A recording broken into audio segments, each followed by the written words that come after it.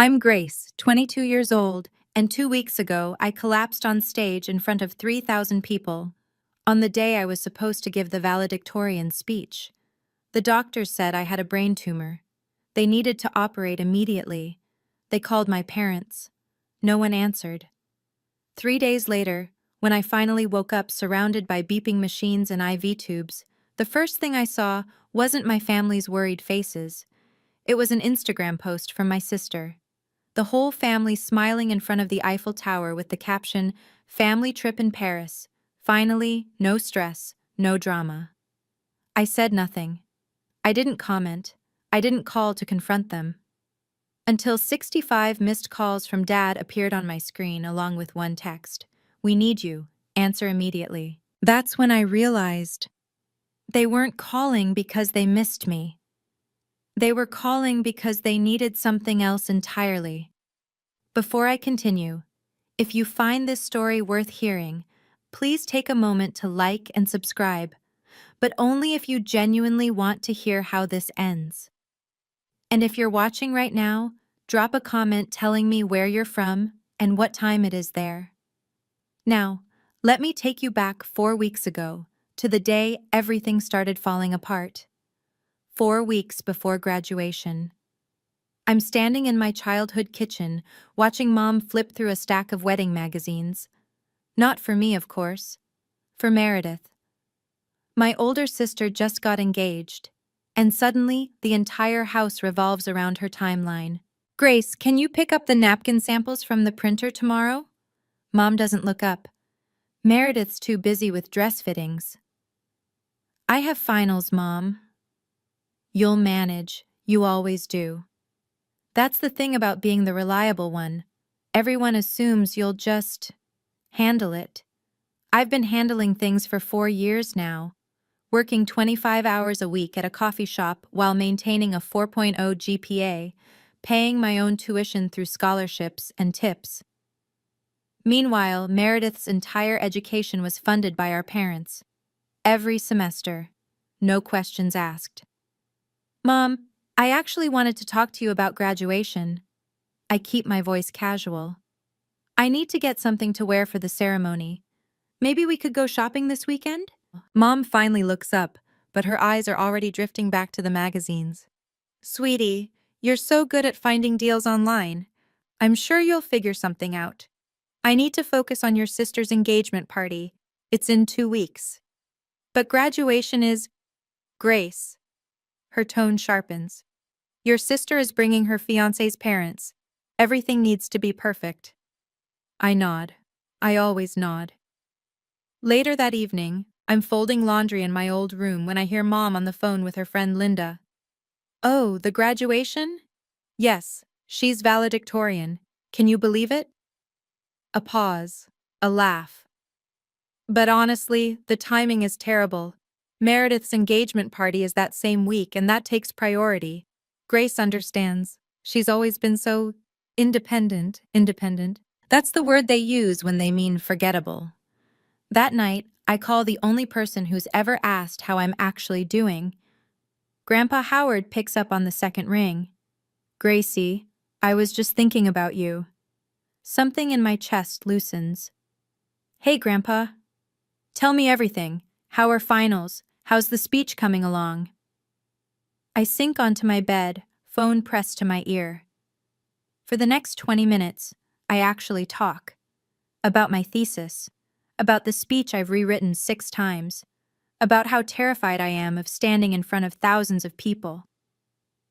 "Grace," Grandpa says when I finish, "do you have your dress yet? Shoes? Do you need anything?" My throat tightens. "I'm fine, Grandpa. Really."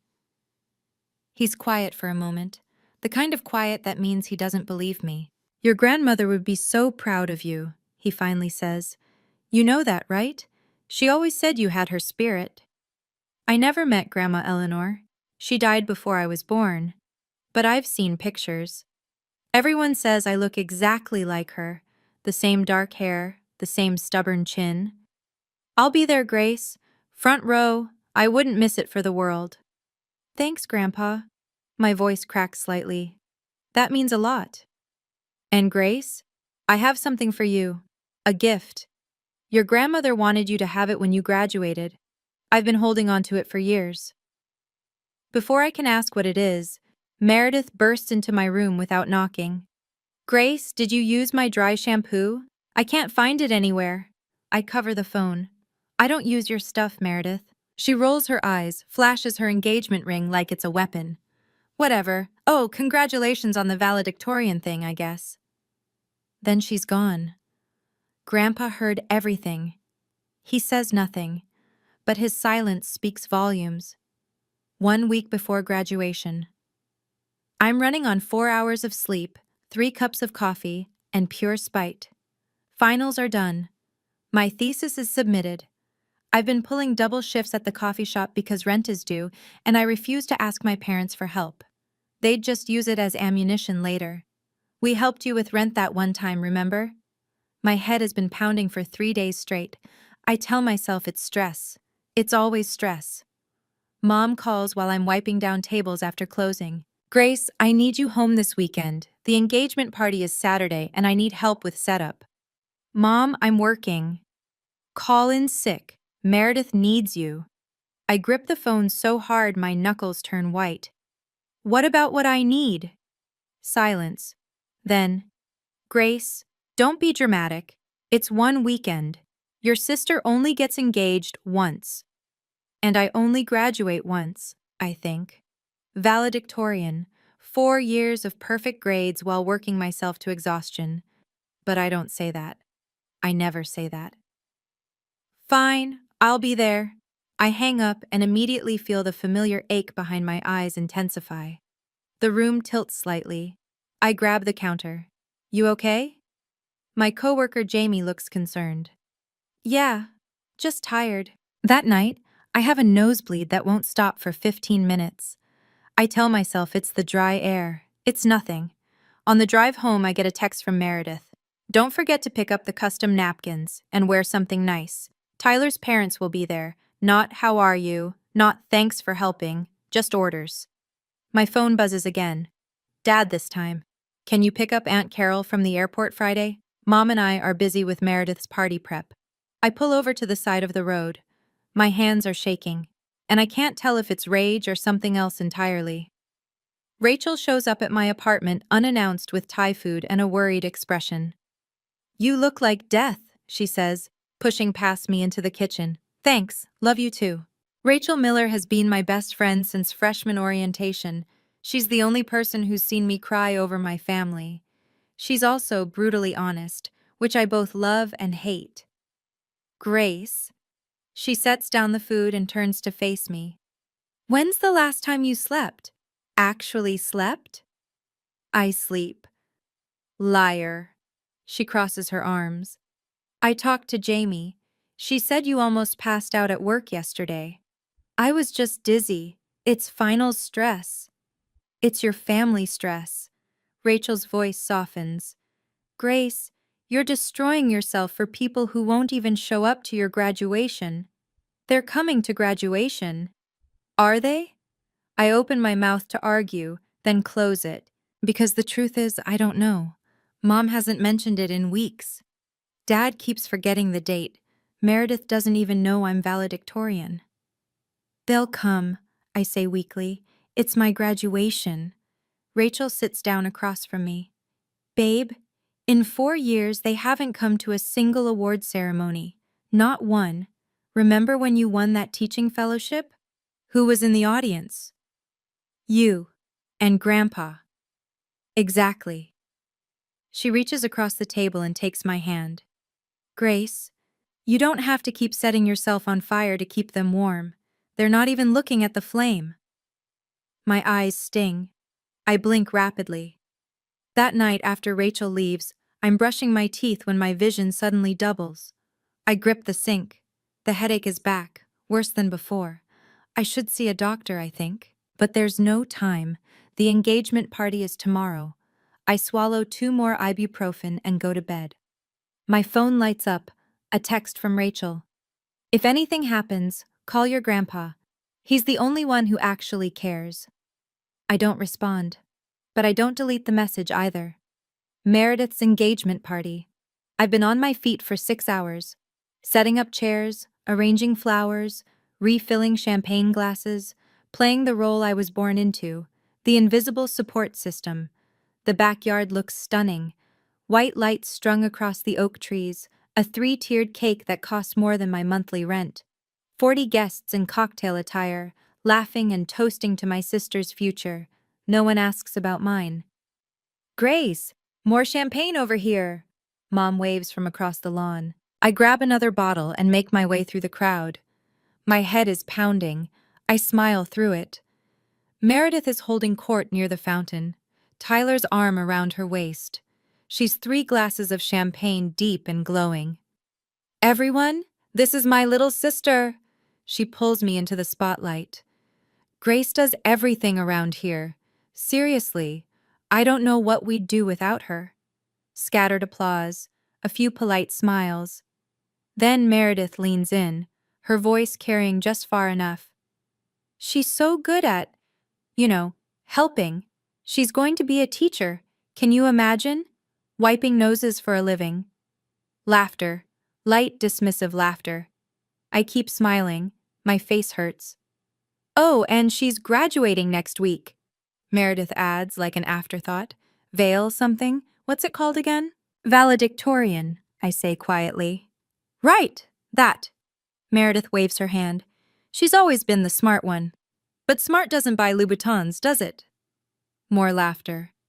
I excuse myself to the kitchen, lean against the counter, breathe. Through the window, I notice an older man watching the scene. I recognize him, Mr. Patterson, Grandpa's former colleague. His expression is unreadable. My phone buzzes, a text from an unknown number. Your grandfather should know how your family treats you. I look up. Mr. Patterson raises his glass slightly in my direction, then turns away. My hands are trembling. But this time, I don't think it's just the humiliation. After the party, I'm alone in the kitchen, elbow deep in dishes. Everyone else is in the living room, cooing over engagement photos. Mom walks in, face flushed with wine and satisfaction. Grace, I have wonderful news. I don't turn around. What is it? We're going to Paris, the whole family. Tyler's treating us to celebrate the engagement. My hands stop moving in the soapy water. Paris? When? Next Saturday. We fly out Friday night. Friday night. Graduation is Saturday morning. Slowly, I turn around. Mom, my graduation is Saturday. She waves her hand. I know, sweetie, but the flights were already booked when we realized. Tyler got such a good deal. You're missing my graduation for a vacation. Don't say it like that. Mom frowns. It's not just a vacation. It's for your sister. I'm valedictorian, Mom. I have to give a speech. And you'll be wonderful. You don't need us there, Grace. You've always been so self-sufficient. I stare at her, waiting for her to hear herself, waiting for something to click. Nothing does. Dad agrees with this? As if summoned, Dad appears in the doorway. He can't meet my eyes. Grace, your mother and I discussed it.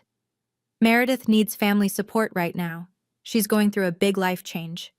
And graduating valedictorian isn't a big life change? You're strong. Dad's voice is tired. You don't need us the way your sister does. The room tilts. I grab the counter. Grace? Mom's voice sounds far away. You look pale. I'm fine. I'm not fine. My vision is blurring at the edges. The headache is screaming now, a sharp pressure behind my left eye. I need to go, I manage. Early shift tomorrow. I walk out before they can respond. In the car, I sit in the darkness for 10 minutes. Then I drive to my empty apartment and cry until I can't breathe.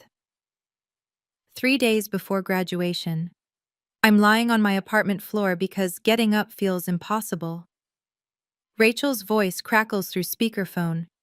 They're skipping your graduation for a vacation? A vacation? It's for Meredith's engagement. Grace, stop making excuses for them. I'm not making excuses. I'm just accepting reality. That's worse. I stare at the ceiling. There's a water stain shaped like a broken heart. Fitting. 4 years, Rachel continues.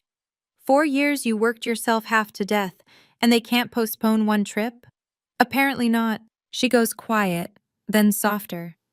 How are you feeling? Physically, I mean. You sounded weird on the phone yesterday. I'm fine.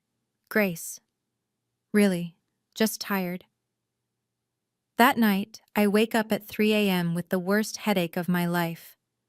The pain is so intense I actually whimper. I stumble to the bathroom. Blood. My nose is bleeding again.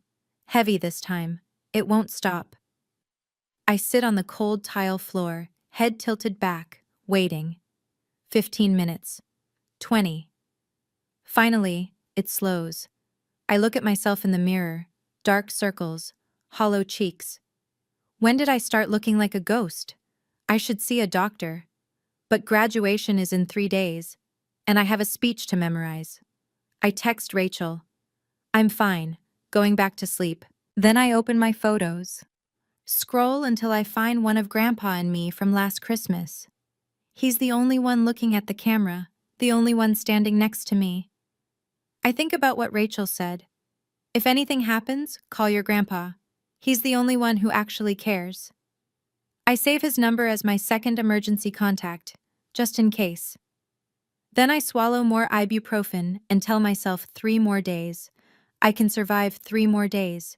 If you've ever felt invisible to the people who were supposed to love you most, if you've ever been the one everyone relies on but no one actually sees, comment invisible below. I see you. I was you. And if you want to know what happened at my graduation, what really happened when I stepped onto that stage, stay with me. Because the next part, I'll never forget it as long as I live. One day before graduation, Grandpa Howard calls while I'm practicing my speech for the 100th time. Grace, are you ready for tomorrow? As ready as I'll ever be. I set down my index cards. Are you sure you can make it? I know the drive is long. Wild horses couldn't keep me away. I can hear the smile in his voice. I'm leaving tonight, staying at a hotel near campus. I want to be there early. My throat tightens. Grandpa, you don't have to. I want to. I need to give you something. He pauses. Something your grandmother wanted you to have. Grandma? She left it for you before she passed. Made me promise to wait until you graduated college. She knew you'd make it, Grace. Even before you were born, she knew. I don't know what to say. Grandpa, what is it? You'll see tomorrow. Just know that your grandmother and I have always believed in you. Even when... He trails off. Even when what? Even when others forgot to. A long pause. Grace, did your father ever tell you I offered to help with your tuition? What? This is news to me. No, he always said you couldn't afford to help both of us. Grandpa makes a sound, somewhere between a sigh and a bitter laugh. Is that what he told you? Grandpa, what do you mean? Tomorrow, he says gently. We'll talk tomorrow, after the ceremony. For now, just know this. You are not alone, Grace. You never were. I hang up the phone, more confused than before. Grandpa had money? He offered to help with my tuition? Then where did it go? The questions chase each other in circles. My head throbs. But there's no time to dwell. Tomorrow is the biggest day of my life. I just have to make it through one more night. Graduation morning. I wake up to a pounding headache and a text from Mom. Just landed in Paris. Have a great graduation, sweetie. So proud of you. Attached is a selfie. The whole family at Charles de Gaulle Airport. Meredith is pouting for the camera. Dad's giving a thumbs up. Mom's smiling like she doesn't have a care in the world. Like she hasn't abandoned her daughter on the most important day of her life. I don't respond. Rachel picks me up at 9. She takes one look at me and frowns. Grace, you're gray. Like actually gray. I'm nervous. It's fine. It's not fine. When did you last eat? I had coffee. That's not food. She forces me to eat half a granola bar while she drives. I manage 3 bites before my stomach rebels. The campus is already buzzing with activity, families everywhere, balloons, flowers, proud parents snapping photos. I try not to look at them. In the staging area, I check my phone one more time. Another text from Mom. Send pics. We want to see everything. They want to see everything, but they didn't want to be there to see anything. I'm about to put my phone away when I notice something. My emergency contact form for the university. I filled it out freshman year and never updated it. Primary contact, Douglas Donovan, father. Secondary contact, Pamela Donovan, mother. On impulse, I pull up the form online, add a third line. Secondary contact, Howard Donovan, grandfather. I don't know why. It just feels right. Then I see him. Grandpa in the front row, already seated, already waiting. He waves. In his hands, I can see a manila envelope. I wave back. For the first time all week, I feel like I can breathe. Grace Donovan? A stage manager approaches. You're up in 10 minutes. 10 minutes. I can do this. I just have to stay standing long enough to make it through. 3,000 people. The sun is blazing. My cap feels too tight. The black gown absorbs heat like a furnace. My name echoes through the speakers. And now, our valedictorian, Grace Donovan. Applause. A roar of applause. I walk to the podium, one foot in front of the other. The stage lights are blinding. I grip the microphone, find Grandpa in the crowd. He's beaming. Rachel is next to him, phone out, recording. 2 empty seats beside them, reserved for family. No one claimed them. I clear my throat. Thank you all for being here. Today, I stand before you not just because of grades or test scores, but because of the people who believed in me. The words are there. I've practiced them 1,000 times. But something is wrong. The stage tilts. My vision narrows, tunneling to a single point. The microphone slips. I hear my own voice, distant, strange. Believed in me when I couldn't. Pain explodes behind my eyes, white hot, blinding. The world spins. I see Grandpa's face, confusion turning to horror. I see Rachel standing up. I see the 2 empty seats. And then I see nothing. My body hits the stage floor with a sound I'll never forget, screaming. Somewhere far away, people are screaming. Call 911. Get a doctor. Someone call her family. Hands on my face, Rachel's voice shaking. Grace, Grace, can you hear me? Grandpa's weathered hand gripping mine. I'm here, sweetheart. I'm here.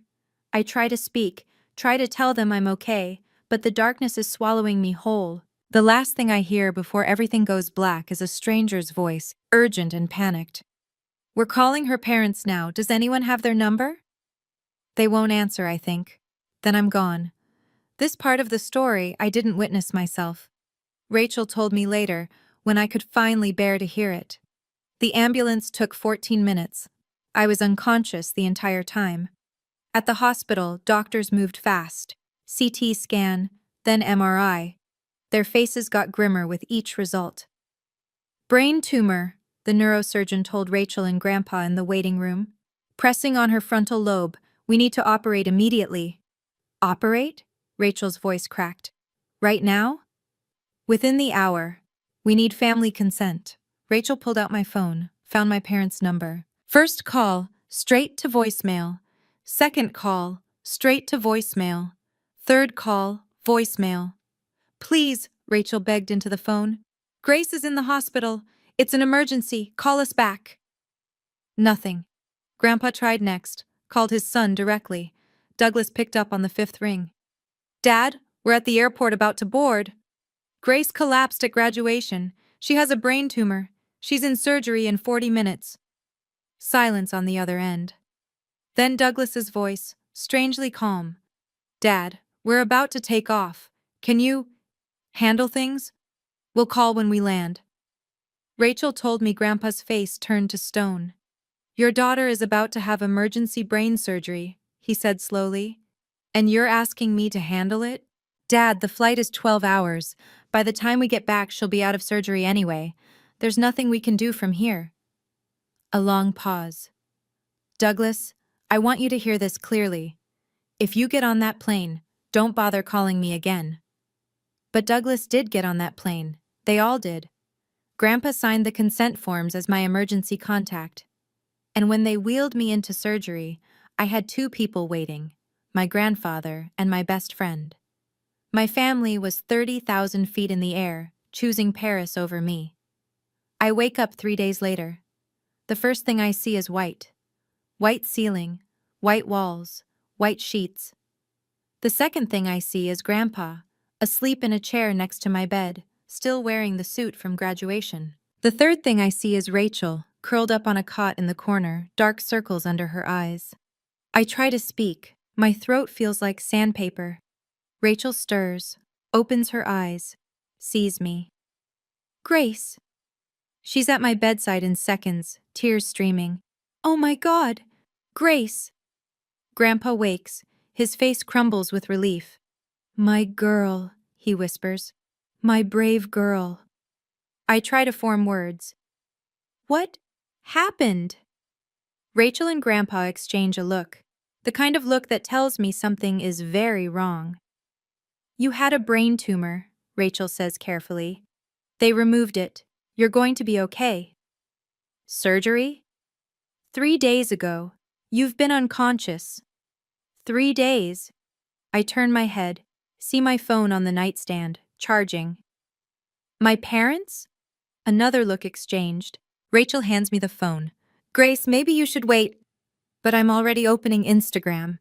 And there it is, posted 18 hours ago. A photo of my entire family, Mom, Dad, Meredith, standing in front of the Eiffel Tower at sunset. The caption, family trip in Paris. Finally, no stress, no drama, blessed #family time. 247 likes. 32 comments, all gushing. I scroll through the other photos. Champagne at a cafe, Meredith in a couture dress, Dad eating croissants. Not one mention of me, not one. Grace, Rachel's voice is gentle. They know you're in the hospital. Grandpa called them. I look at my grandfather. His jaw is tight. They know. I stare at the photo again. No stress, no drama. That's what I am to them. Stress, drama. I close Instagram. I don't cry. I don't have the energy left to cry. 4 days after surgery, I'm getting stronger. The doctors say the tumor was benign. They caught it just in time. I don't post on social media. Don't comment on Meredith's photos. Don't call to confront my parents. I just exist, heal, try to process. Grandpa visits every day. Rachel practically lives in my hospital room. The nurses know them both by name now. You need to eat more, Grandpa says, pushing a container of soup toward me. I'm not hungry. Grace Eleanor Donovan, you will eat this soup or I will spoon-feed you myself. I almost smile. Almost.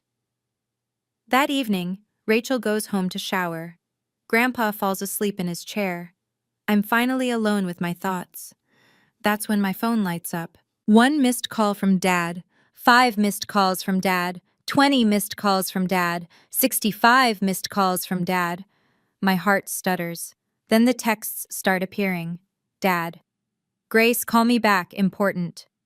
Dad. Answer your phone. Dad. We need to talk, now. Dad. Grace, this is urgent. Call immediately. Mom. Honey, call your father, please. Meredith. Grace, what did you do?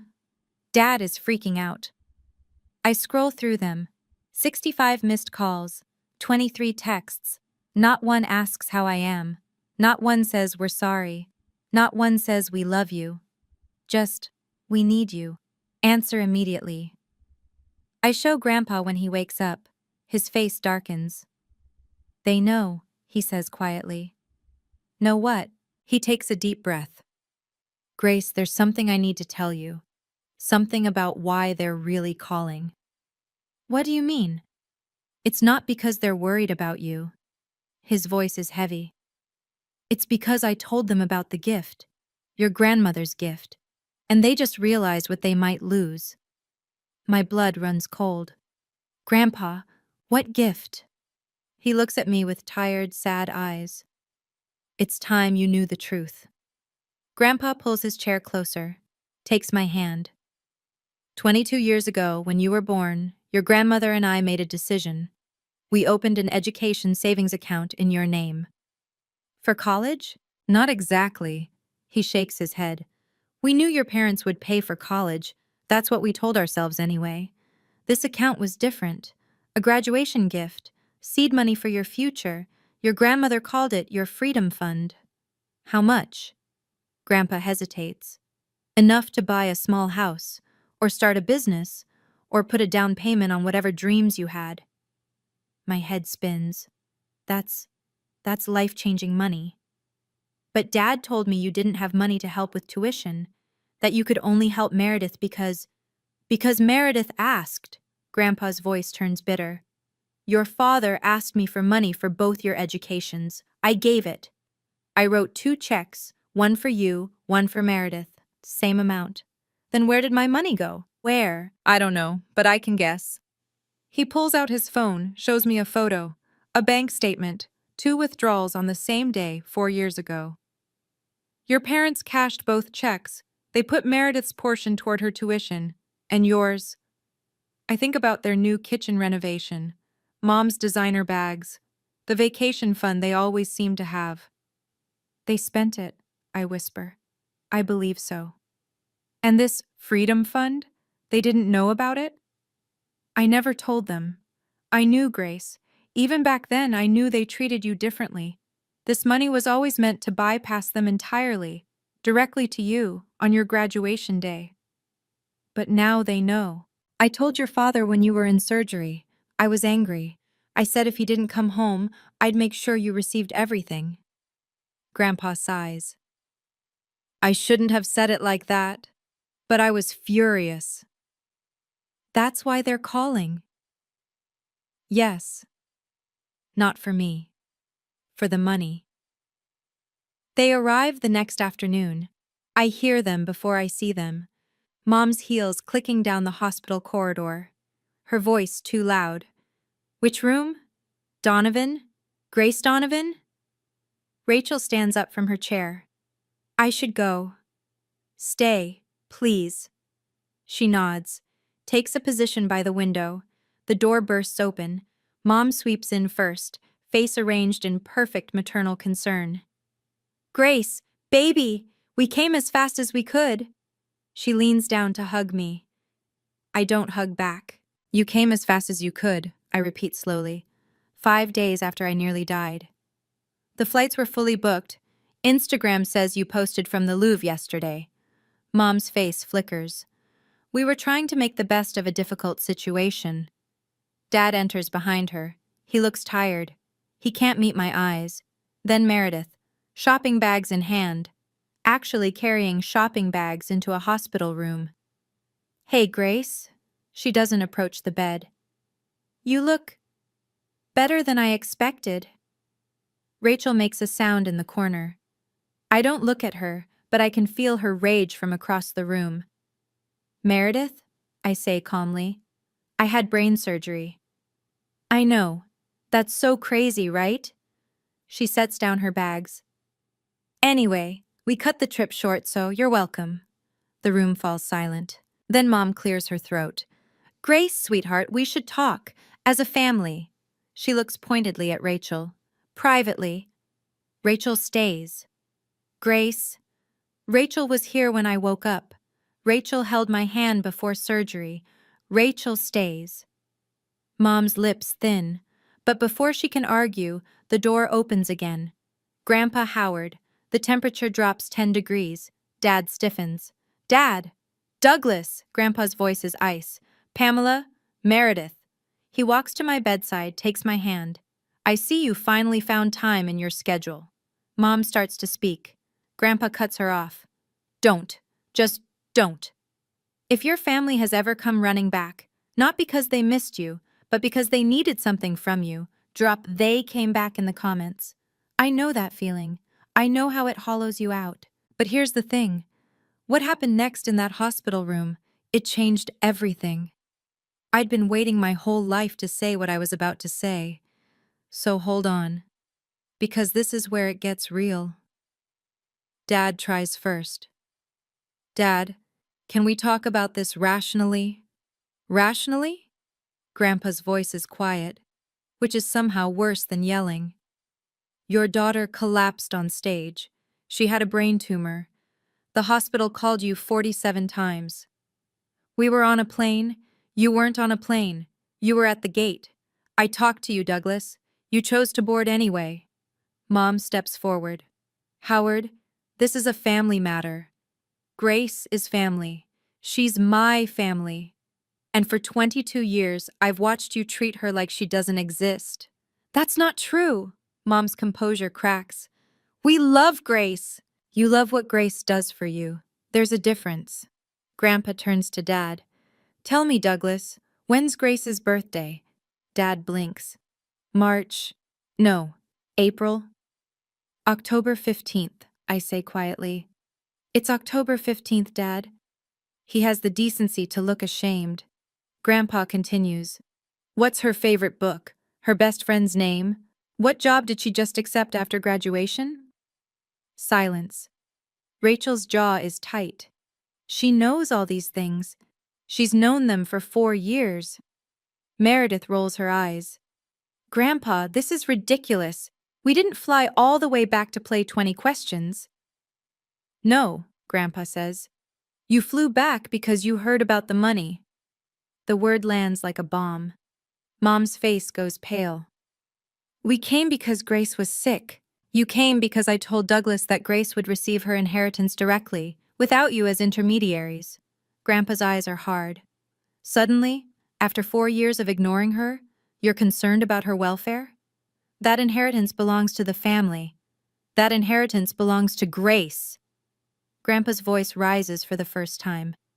Her grandmother left it for her, not for Meredith's destination wedding, not for your kitchen remodel.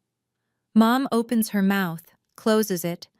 I watch the calculations happen behind her eyes, and something in me goes cold. You want to know the truth, Howard? Mom's voice shifts, something raw breaking through. Fine. You want truth? Dad reaches for her arm. Pam. She shakes him off. No, he wants to make me the villain?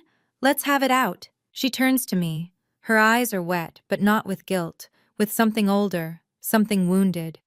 You want to know why I've always kept my distance from you, Grace? Because every time I look at you, I see her. Who? Eleanor. Mom spits the name like poison. Your precious grandmother. The woman who spent 30 years making me feel like I wasn't good enough for her son. Grandpa goes very still. The first time I came to this family, Mom continues, Eleanor looked at me like I was dirt under her shoes. 26 years of snide comments. 26 years of Douglas, are you sure about this one? 26 years of never being enough. I can't speak. And then she died, and I thought, finally I can be accepted. Mom laughs bitterly. But then you were born, Grace, and you looked exactly like her. Same eyes, same stubborn chin, same everything. That's not Grace's fault, Rachel says sharply. I know that, Mom screams, then quieter. I know that, but every time I looked at her, I saw Eleanor judging me. I couldn't. She breaks off, covers her face. I should feel sympathy. Part of me does, but another part of me thinks, I was a baby. I was a child. I spent 22 years wondering why my mother couldn't love me. And the answer is, because I have my grandmother's face. A woman I never even met. Mom, I say slowly, I'm not Grandma Eleanor. I know. Do you? Because I've spent my whole life paying for something I didn't do. She doesn't answer. That tells me everything. I push myself up against the pillows. My body is weak, but my voice is steady. Mom, I say. I understand now. You had a painful relationship with Grandma. You felt judged. That hurt you. Hope flickers in her eyes. But that is not my fault. The hope dims. For 22 years, I've done everything right. Perfect grades, no trouble. I worked 3 jobs so you wouldn't have to pay for my education. I showed up to every family event. I helped with every party, every holiday, every crisis. Grace, I'm not finished. My voice doesn't waver. I did all of that because I thought if I tried hard enough, you would finally see me. Finally love me the way you love Meredith. Meredith shifts uncomfortably. But I was wrong, because you were never going to see me. You were always going to see her. I turn to Dad. And you. You watched this happen for 22 years and said nothing. He flinches. Grace, I didn't know how to How to what? Stand up for your daughter? Ask your wife why she flinches when I enter a room? It's complicated. It's really not. I shake my head. You chose the path of least resistance, and the path of least resistance meant sacrificing me. Grandpa squeezes my hand. I look at each of them in turn, Mom crying quietly, Dad staring at the floor, Meredith, arms crossed, defensive. I don't hate you, I say, any of you, but I also can't keep pretending this is normal. I can't keep being the invisible one. What do you want? Dad asks quietly. I take a breath. I want you to see me as a person, not as a ghost, not as a burden, not as someone who exists to make your lives easier. And if we can't, I meet his eyes. Then I'll mourn the family I wished I had, and I'll build a new one. The room is silent. I turn to Grandpa. I want to talk about Grandma's gift. He nods, pulls the manila envelope from his jacket, the same envelope he brought to graduation. This is yours, he says. Your grandmother set it aside 25 years ago. It's been growing interest ever since. I take the envelope. Don't open it. I know what you're thinking, I say to my parents. You're wondering if I'll share it, if I'll bail out Meredith's wedding or pay for your next renovation. Mom starts to speak, stops. I'm not going to do that. Grace! Meredith finally breaks her silence. That's so selfish. Grandma wanted me to have it, not you, me. But we're family. Family. I almost laugh. You're using that word now? After you posted Instagram photos from Paris while I was in brain surgery? Meredith's face reddens. I didn't know it was that serious. Because you didn't ask. She falls silent. I look at Mom. I'm not taking this money to hurt you. I'm taking it because it's mine. Because Grandma wanted me to have options, to not depend on people who see me as an afterthought.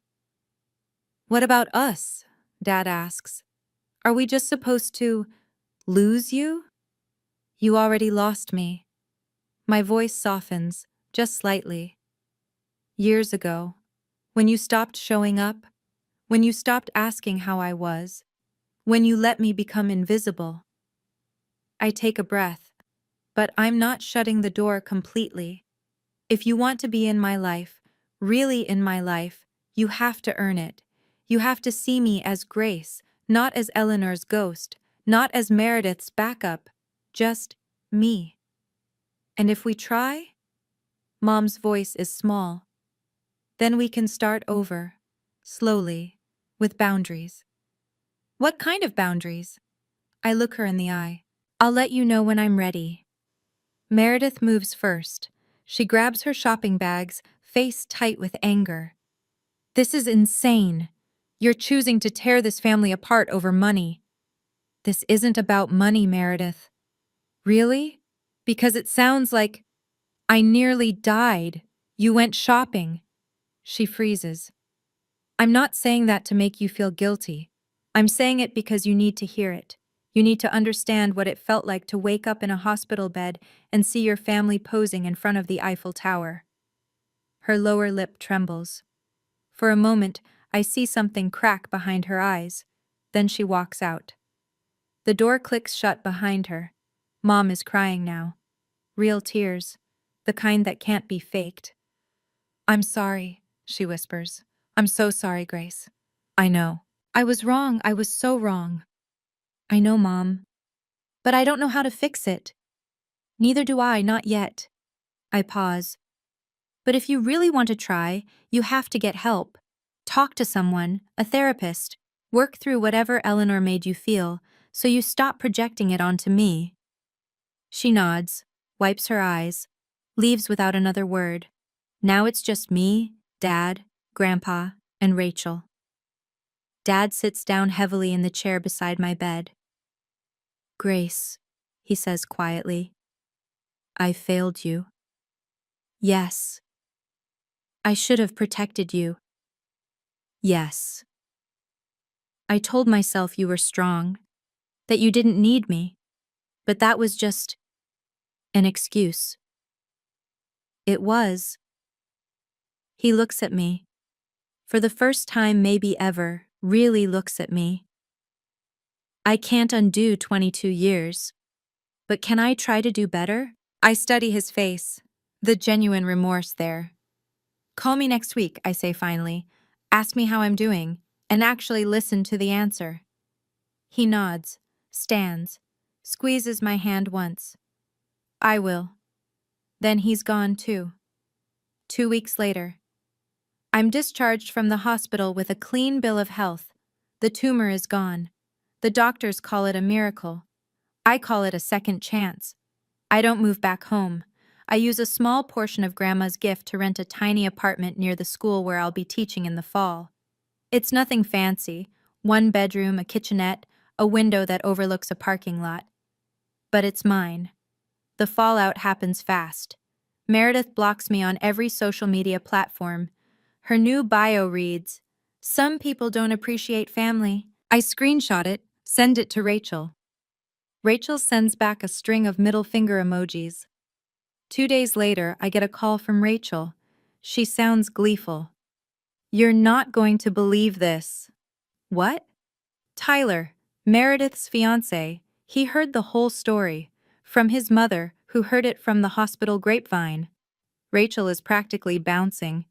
He's reconsidering the engagement. I don't feel triumphant, just tired. That's not what I wanted. I know, but still.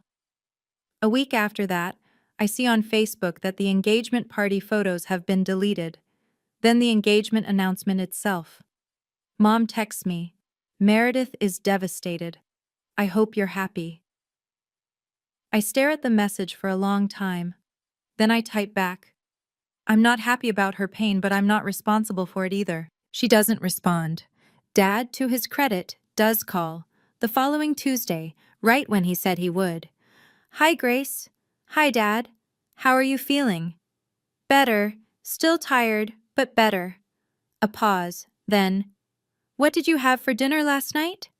I almost smile. Such a small question, but he's never asked it before. Pasta, I say. With Rachel. That sounds nice. It's awkward, stilted, but it's something. For now, it's enough.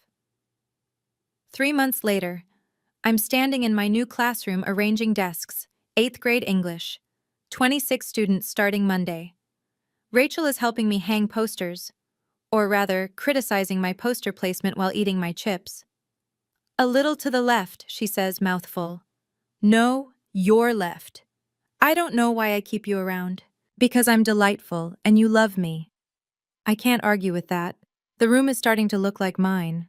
Bookshelves I found at a thrift store. A reading corner with mismatched pillows. A bulletin board that says, "Every voice matters." My phone buzzes. Grandpa. How's the setup going? Almost done. Are we still on for dinner Sunday? Wouldn't miss it. I hear him smile through the phone. Your grandmother would be so proud, Grace. Building your own classroom, your own life. My eyes sting.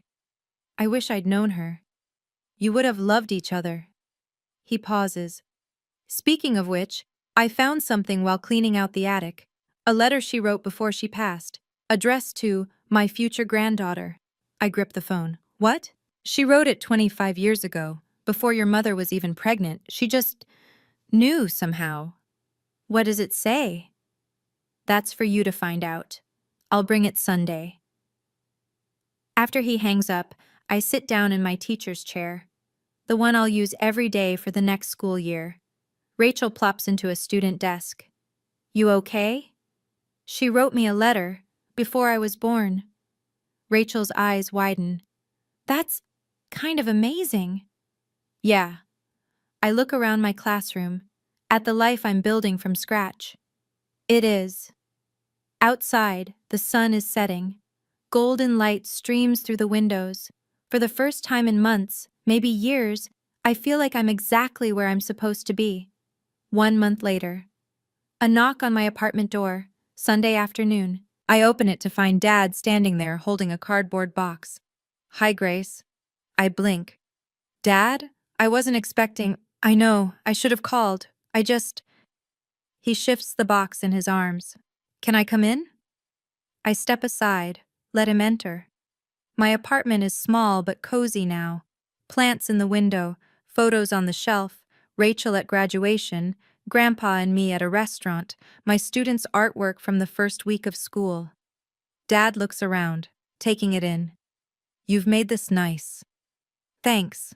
He sets the box on my tiny kitchen table. I brought you something.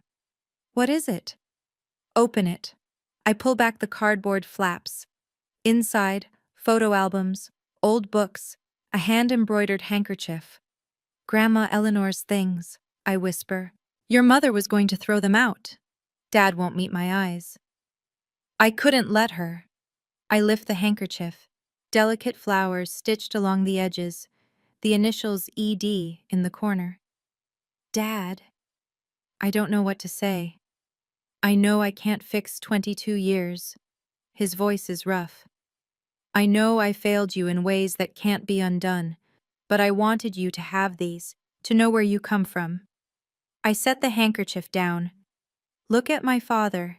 He looks older than I remember, tired, uncertain. I'm not asking for forgiveness, he says quietly. I'm just asking for a chance to be better.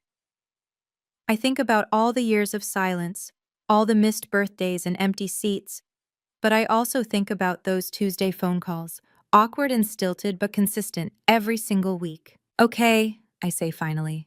Okay? Okay, you can try. I pause. But Dad, trying means showing up, not just when it's convenient. He nods, swallows hard. I understand. Do you want coffee? He almost smiles. I'd like that. 6 months after graduation. I'm sitting at my desk after the last bell. The classroom is quiet now. 26 chairs, 26 stories, 26 kids who will come back tomorrow expecting me to teach them how to find their voices. A knock on my door. Ms. Donovan? It's Marcus, one of my quieter students. Can I ask you something? Of course. He shuffles in. 13 years old, always in the back row, rarely speaks up. Did you ever feel like no one sees you? My heart clenches. Yes, I tell him honestly. For a very long time, I felt exactly like that. What did you do? I think about my answer carefully. I found people who did see me. My grandfather. My best friend. And eventually, I tap my chest. I learned to see myself. That's it? That's a lot harder than it sounds. I smile. But once you know your own worth, you stop needing everyone else to tell you. He nods slowly. Thanks, Ms. Donovan. After he leaves, I stay at my desk a while longer. On my phone, there's a photo I look at sometimes. Me at 6 years old, holding my grandmother's hand in a picture I've never seen before.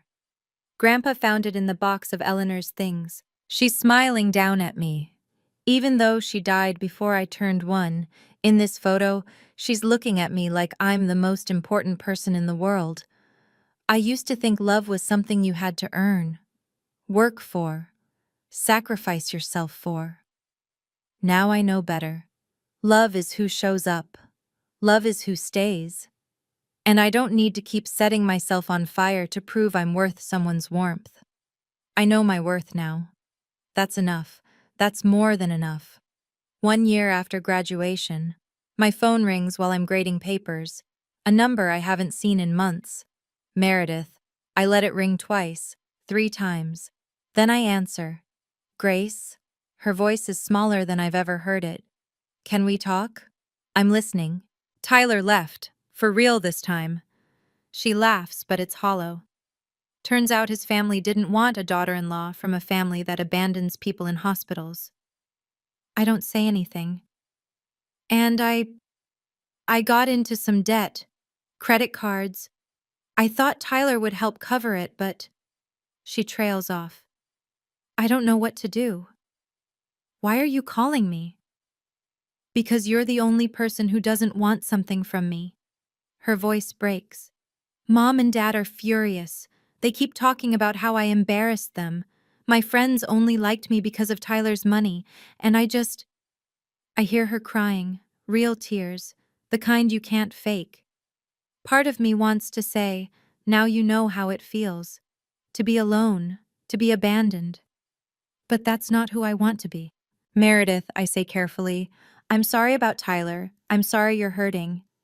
You don't have to, but I can't fix this for you. I can't pay off your debt or make Tyler come back. That's not my role anymore. Silence. Then why did you answer? Because you're my sister, and I wanted you to know that I don't hate you. She's quiet for a long moment. I was terrible to you, she whispers. Yes. I don't know why, I never had to try. Everything was always handed to me, and you worked so hard, and I think I was jealous. Maybe. Can we ever be okay? I think about it. Really think. I don't know, I say honestly. But if you're willing to do the work, I'm willing to try. Really? Really. But Meredith, you have to actually change, not just say you will. I know. I hope so. 2 years after graduation. I'm sitting in a crowded auditorium, waiting for Grandpa Howard to take the stage. The banner behind the podium reads, Community Educator of the Year Award. Rachel is beside me, dressed up for once. I can't believe he's finally getting recognized. He deserves it 10 times over. The announcer calls his name. The crowd applauds. Grandpa walks slowly to the podium, 80 years old but still standing tall. He adjusts the microphone, scans the audience until his eyes find mine, and then he smiles. Thank you for this honor, he begins. But I want to dedicate this award to someone else, my granddaughter Grace. My breath catches. 2 years ago, I watched this young woman collapse on stage at her graduation. She had a brain tumor. She nearly died. He pauses. And she woke up to find that the people who should have been there weren't. The audience is silent. But Grace didn't give up. She didn't become bitter. Instead, she built a life filled with people who love her for who she is, not what she can do for them. She's teaching now, shaping young minds, showing kids every day that they matter. His voice wavers. Her grandmother, my Eleanor, once told me, the people who are forgotten by the world need us to remember them the most. Grace taught me what that really means. I'm crying now. Rachel is crying too. Grandpa raises his award toward me. This belongs to you, sweetheart, for having the courage to choose yourself. After the ceremony, I hug him so tight I think I might never let go. I love you, Grandpa. I love you too, Grace. Your grandmother would be so proud. I know, I whisper. I finally know.